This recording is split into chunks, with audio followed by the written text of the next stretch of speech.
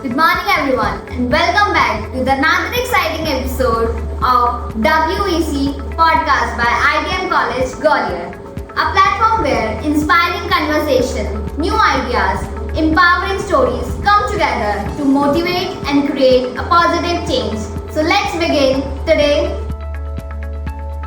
Today we have a truly special guest with us, the chairperson of Women Empowerment Cell, Dr. Megha Lahane. Thank you, ma'am, for joining us today.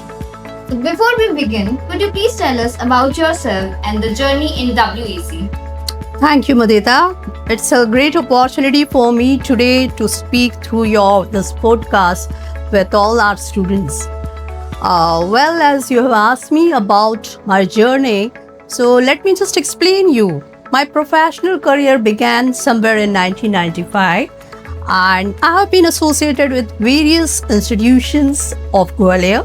Like I have worked for Government Women's Polytechnic, I have worked for Dr. Bhimrao Ambedkar, Government KRG College, and since last 20 years, I have been associated with ITM.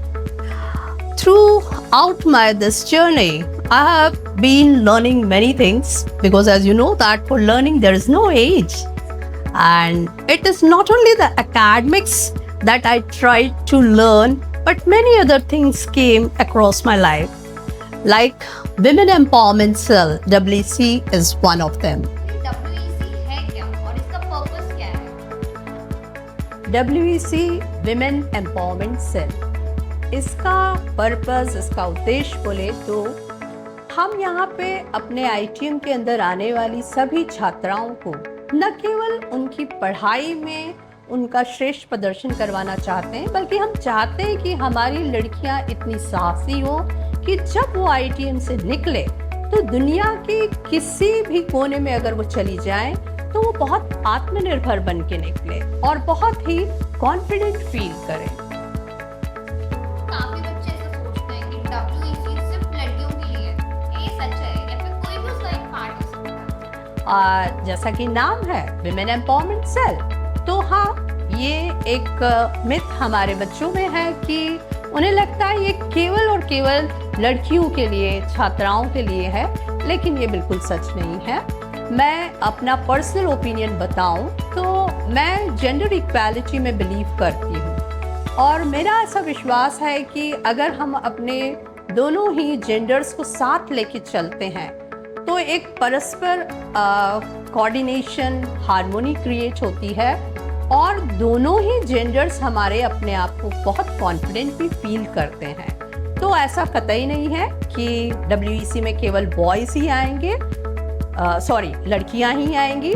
हमारे boys को भी मैं उतना ही equal opportunity देती हूँ। कोई भी कार्यक्रम हो तो मैं उसमें चाहे एंकरिंग हो, चाहे मैनेज करने की बात हो, तो मैं अपने बॉयज़ और गर्ल्स दोनों को समान हक देती हूँ। सारी एक्टिविटीज साइड रखते हुए कोई एक इवेंट जो आपके काफी क्लोज हो या आपकी मेमोरीज में आपको हमेशा याद रहेगा? जी बिल्कुल, कई इवेंट्स हम कराते हैं पूरे साल भर में, जिसमें हम विभिन्न क्षेत्रों के जो एक्सपर्ट्स होते हैं, जैसे कानून की तरफ से डॉक्टर्स हों या फिर वित्तीय फाइनेंस से रिलेटेड कोई इन्फॉर्मेशन हमें अपने बच्चों तक पहुंचानी है, इसके लिए हम अलग अलग क्षेत्रों से एक्सपर्ट्स को बुलाते हैं। लेकिन मैं याद करती हूँ कि 2023 में हमने एक नेशनल सेमिनार कराया था और आपको बता दूं कि ये नेशनल सेमिनार हमारे लिए बहुत महत्वपूर्ण रहा, क्योंकि पहली बात इसके लिए हमें राष्ट्रीय महिला आयोग दिल्ली से 2 लाख रुपए का ग्रांट मिला था। इसके अलावा जो हमने विषय चुना था वो बहुत ही हटके था, जो हमारे समाज में एक ऐसा वर्ग है जिसको हम हमेशा इग्नोर करते हैं, हेय दृष्टि से देखते हैं। तो ऐसे लोग जिनको हम सेक्स वर्कर्स कहते हैं और उनके बच्चे, उनका समाज में रहते हुए उनका अपना हक क्या है, उनकी राइट्स क्या है, इनसे रिलेटेड हमने वो एक नेशनल सेमिनार कराया था, जिसमें हमने कुछ ऐसे NGOs से इन सेक्स वर्कर्स को बुलाया था, उनके बच्चे आए थे, शहर के तमाम जाने माने लोग आए थे और जिन्होंने इस सेमिनार की बहुत ज़्यादा सराहना की। तो ये मेरे दिल के बहुत करीब है। कॉन्फिडेंस, जहाँ हर एक बच्चा मात खा जाता है, या फिर आपके क्या उसमें विजन हैं जो स्टूडेंट शाय हैं, इंट्रोवर्ट हैं? पहली बात मैं बताऊं कि कॉन्फिडेंस, आत्मविश्वास ये एक दिन में नहीं सिखाया जा सकता। निरंतर प्रयास, निरंतर पढ़ाई, निरंतर आपका एक्सपोजर टू डिफरेंट फील्ड्स, ये ही आपके अंदर आत्मविश्वास ला सकता है। अगर मैं अभी कहूँ तो आप मुझे आत्मविश्वास से भरपूर देखती हैं, क्योंकि शायद आप अपना ये काम बहुत ईमानदारी से कर रही हैं।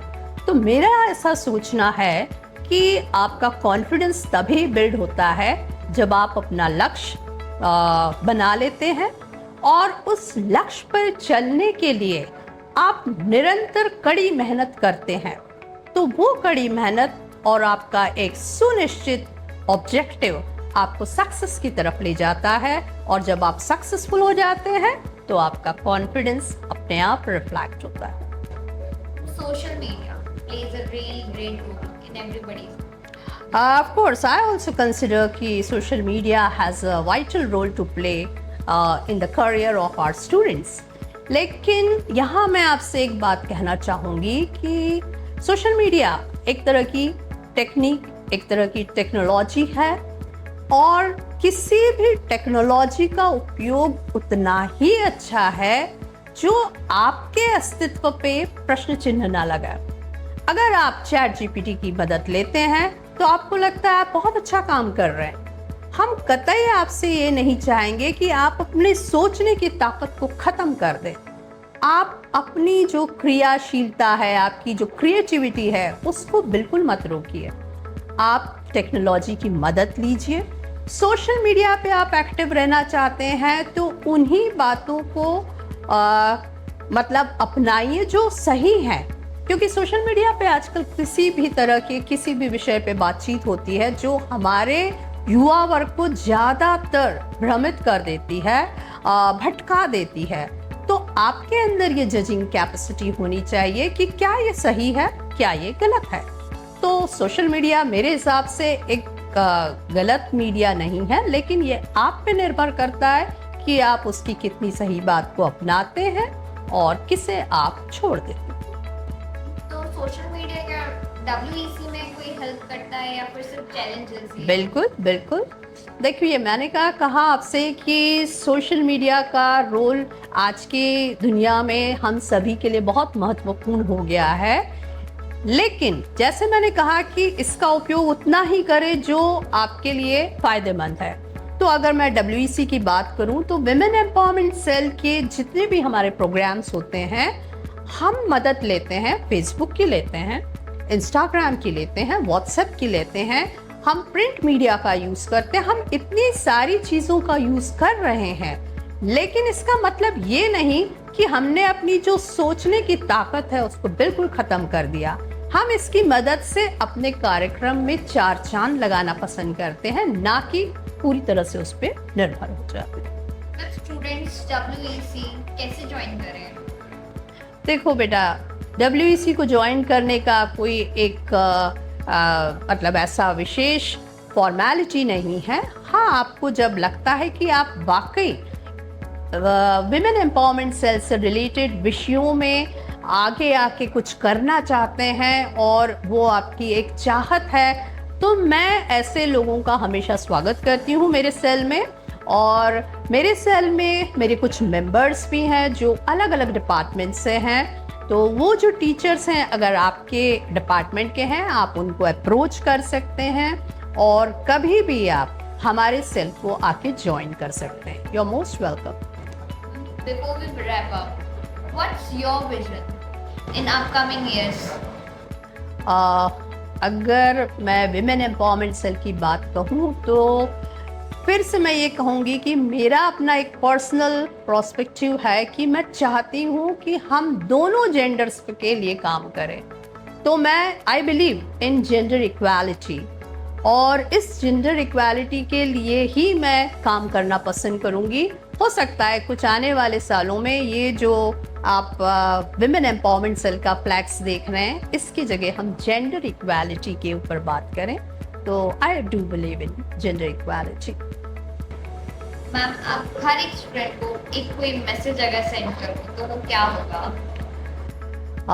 मैसेज मेरी तरफ से, being a teacher, being a chairperson of women empowerment cell, मैं इतना कह सकती हूँ, और यहाँ पे भी मैं दोनों जेंडर्स को ध्यान में रखते हुए बात कहूँगी कि आप जहाँ भी जाए, जो भी आपका कार्य क्षेत्र है, लेकिन आपकी भावना में हमेशा समानता, इक्वालिटी, इंटीग्रिटी और कंपैशन होगा, तो शायद आप बहुत ज़्यादा उन्नति करेंगे। Thank you so much, ma'am, for your valuable time. Thank you, Mudita, for giving me this opportunity to talk through your podcast. Thank you.